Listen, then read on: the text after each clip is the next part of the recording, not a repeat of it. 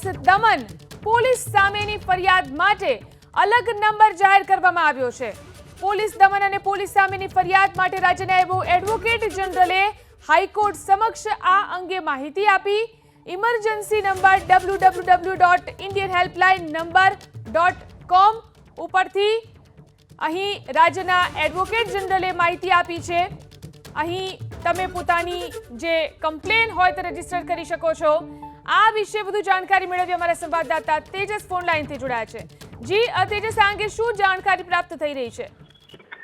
जी आखो मुद्दो जे गुजरात हाईकोर्ट समक्ष पहुंचो હતો કે આ મુદ્દો સોના હાઈકોર્ટ પોલીસ સ્ટેશન વિસ્તારની અંદર જે પોલીસે દોડકાંડ કર્યો હતો તે મુદ્દાને લઈને ગુજરાત હાઈકોર્ટે સુઓ મોટો જાહેર અરજી દીધી છે અને આ જે બાબતને લઈને પોલીસ દમન ન થાય તે બાબતે રાજ્ય સરકાર શું કરી રહી છે તે હાઈકોર્ટે પૃચ્છા કરી હતી અને આ જ બાબતે આજે એડવોકેટ જનરલે હાઈકોર્ટને માહિતી પણ આપી છે અને સાથે જાણકારી પણ આપી છે અને બાંહેધરી પણ આપી છે કે પોલીસ સમક્ષ કોઈ પણ ફરિયાદ હોય અથવા તો પોલીસની સામેની કોઈ પણ ફરિયાદ હોય તેમાં તમામ કેસો 1449 નંબર ઉપર રજીસ્ટર કરી શકાશે। આ ઉપરાંત જે 100 નંબર છે એટલો જ કાર્યરત રહેશે।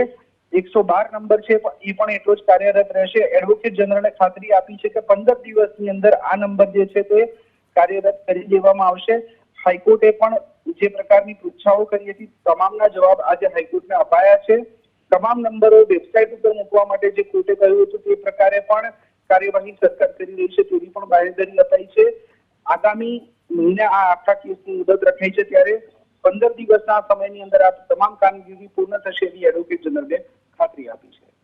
જી આભાર તેજસ, તમામ જાણકારી આપવા માટે।